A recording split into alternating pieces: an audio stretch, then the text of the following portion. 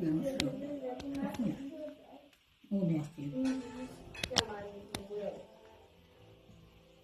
Evet.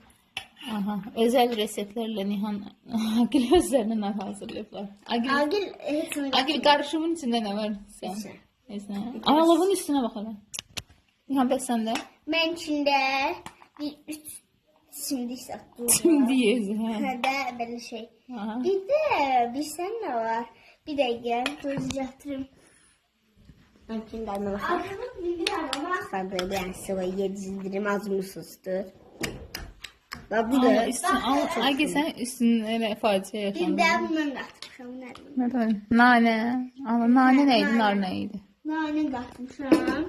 Ama Belə qarışdırmışam. Dadına baxın. Yam. İndi mən heç bunun dadına baxmamışam. İnan son dadına baxmaq adam qorxur. Yəni risk eləmədim səncə. Nasıl olsun? Mən duzlu yedim biraz.